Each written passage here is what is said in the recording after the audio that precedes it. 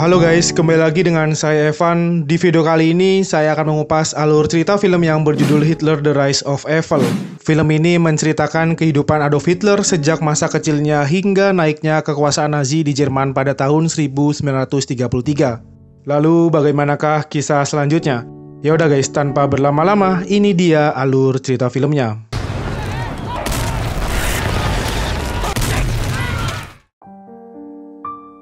Pada tahun 1899 di Linz, Austria, terlihat Hitler kecil sedang diajak ayahnya pergi ke tempat kerja.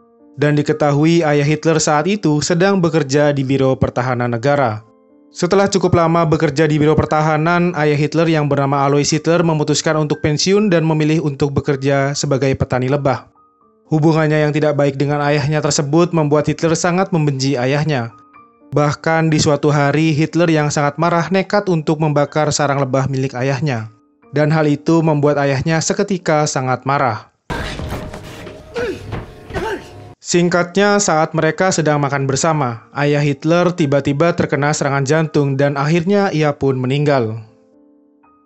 10 tahun kemudian, Hitler kini sudah beranjak remaja dan ia terlihat tengah meminta izin kepada ibunya yang bernama Clara Hitler untuk pergi ke Vienna. Karena diketahui Hitler akan mendaftar sekolah di salah satu sekolah seni rupa yaitu Academy of Fine Art Vienna. Namun saat itu sang ibu tidak mengizinkan Hitler untuk pergi karena diketahui ibu Hitler ternyata mengidap kanker payudara stadium 4. Beberapa bulan kemudian ibunya pun meninggal dunia sehingga hal itu benar-benar membuat hati Hitler hancur. Pada tahun 1907, Hitler yang kini hanya tinggal dengan saudara tirinya yaitu Angela akhirnya memutuskan untuk benar-benar pergi ke Vienna dengan tujuan untuk mendaftar sekolah di Academy of Fine Art Vienna. Namun sayangnya guys, Hitler gagal karena nilai akademisnya tidak memenuhi standar akademi. Meskipun begitu, Hitler memilih untuk tetap bertahan di kota Vienna daripada pulang ke rumahnya yang berada di kota Linz. Dengan bermodalkan uang seadanya, ia pun rela untuk hidup gelandangan demi bertahan hidup di kota tersebut. Hari demi hari ia lewati, dan di kota Vienna ia pun mulai mendapatkan doktrin kebencian terhadap ras Yahudi.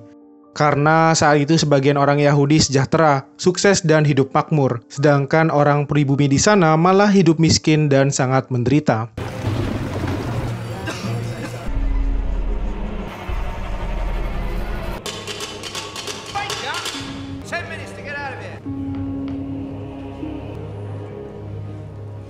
Singkatnya, pada tanggal 1 Mei 1914, dengan berbekal uang warisan ayahnya, Hitler memberanikan diri untuk mengadu nasib ke kota Munich. Dan di saat yang bersamaan, kabar mengenai perang antara blok sekutu melawan blok sentral semakin kencang terdengar.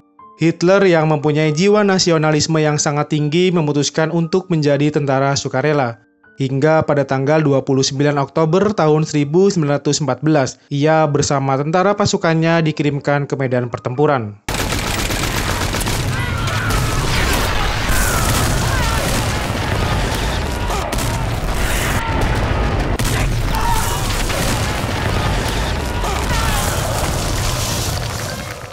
Dengan keberanian dan pengabdian yang luar biasa, Hitler kemudian mendapatkan kenaikan pangkat menjadi seorang kopral. Congratulations, Private. It's my privilege to promote you to the rank of corporal. Thank you, sir. Namun tidak hanya itu guys, ia juga mendapatkan medali penghargaan tertinggi yaitu medali Iron Cross. Ledakan demi ledakan Hitler lewati, keadaan di sana pun juga semakin kacau di mana para tentara Jerman diserang menggunakan gas beracun oleh pihak sekutu.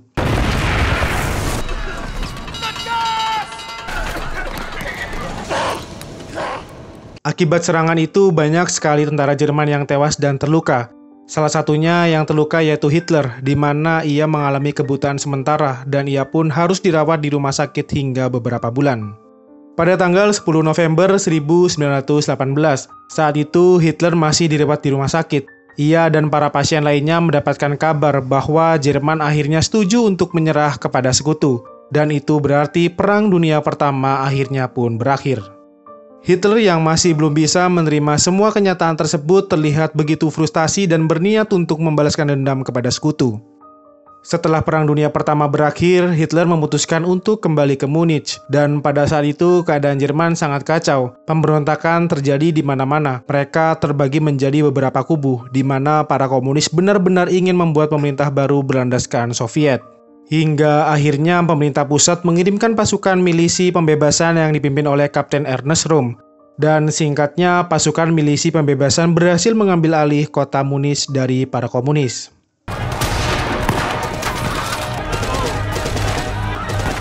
Politik di Jerman pada saat itu terbagi menjadi dua guys, yaitu sayap kanan dan sayap kiri, di mana sayap kanan terdiri dari nasionalis sedangkan sayap kiri terdiri dari komunis dan Yahudi. Partai politik di sana pun mulai banyak yang bermunculan, dan salah satunya yang cukup mencuri perhatian yaitu Partai German Worker atau yang nantinya dikenal sebagai Partai Nazi.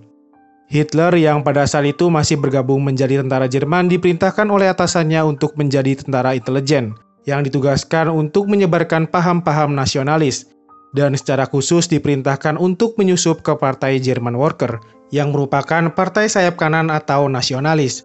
Ia pun kemudian mengunjungi pertemuan yang diadakan para anggotanya partai tersebut. The state of Bavaria and form its own nation. We are a different society. Rupanya guys, kehadiran Hitler ternyata menarik perhatian, karena pada saat itu dengan beraninya ia beradu argumen dengan salah satu anggota partai tersebut.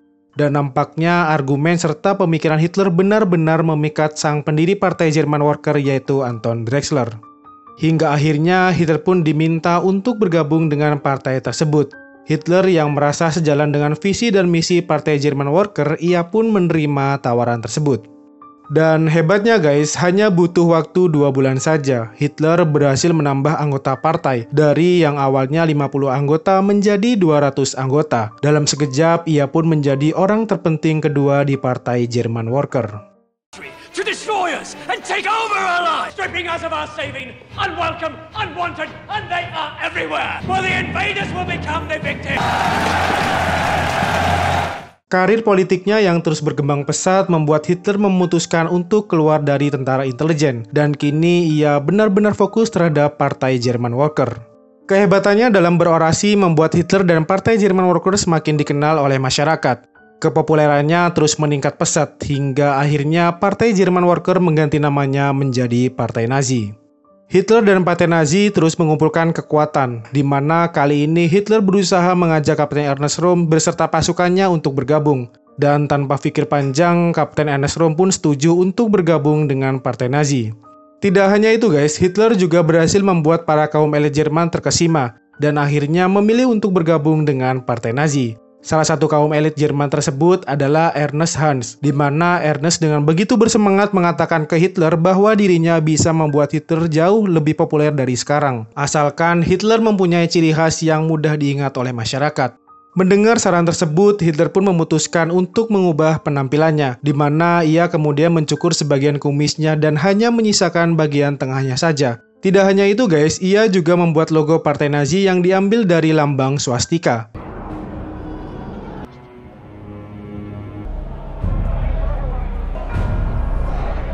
Keesokan harinya, Hitler diundang oleh Ernst Hans untuk bertemu dengan beberapa orang penting di Jerman yang akan bergabung dengan Partai Nazi. Salah satunya adalah Kapten Hermann. Dalam pertemuan tersebut, Hitler menunjukkan logo Partai Nazi. Logo tersebut memiliki arti Arya atau ras yang tak terkalahkan. Pertemuan tersebut berjalan lancar, dan lagi-lagi Hitler berhasil menggandeng orang-orang penting di Jerman. Kepopuleran Hitler semakin tak terbendung hingga pada tanggal 29 Juli tahun 1921, ia berhasil menggeser Anton Drexler, sang pendiri partai tersebut, dari jabatan ketua umum. Dan sebagai gantinya, Hitlerlah yang akan menjabat sebagai ketua umum Partai Nazi. Adolf Hitler!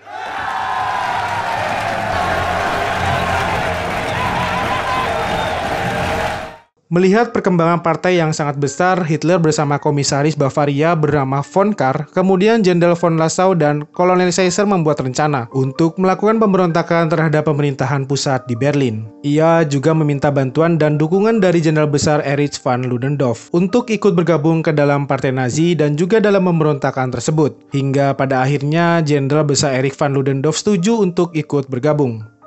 Pada tanggal 8 November 1923, Hitler bersama pasukannya memulai pemberontakan.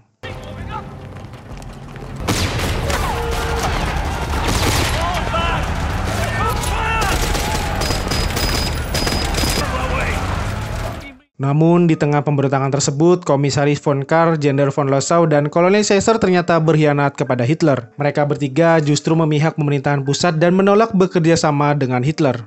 Meskipun begitu, Hitler tetap melanjutkan pemberontakan bersama Jenderal Ludendorff dan Kapten Erdős-Rohm serta para pengikutnya. Ia pun terus maju menuju kantor pemerintahan pusat.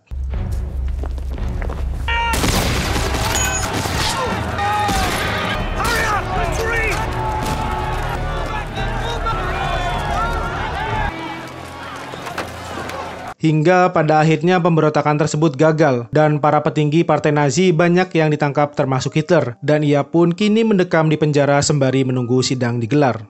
Setelah 3 bulan mendekam di penjara, sidang pun digelar. Dalam persidangan tersebut hadir juga Jenderal Ludendorff sebagai tersangka, sedangkan Komisaris von Kahr, Jenderal Lossow, dan Kolonel Caesar sebagai saksi.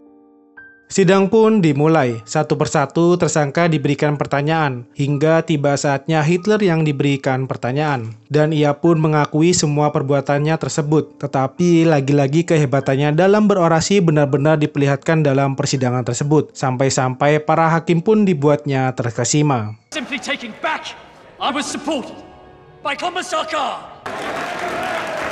Sidang yang seharusnya berjalan untuk mengadili Hitler justru berubah menjadi panggung bagi Hitler untuk menunjukkan kehebatan dirinya dan juga partainya kepada para wartawan dan peserta sidang. Hingga akhirnya pada tanggal 1 April 1924, sidang putusan pun digelar di mana Jenderal Ludendorff dinyatakan tidak bersalah, sedangkan Hitler dinyatakan bersalah serta denda 200 emas mark. Namun yang perlu digarisbawahi, Hitler bisa bebas dalam kurun waktu 9 bulan saja jika ia berhasil memenuhi aturan pembebasan bersyaratnya. Dan film pun berakhir. Glory, glory,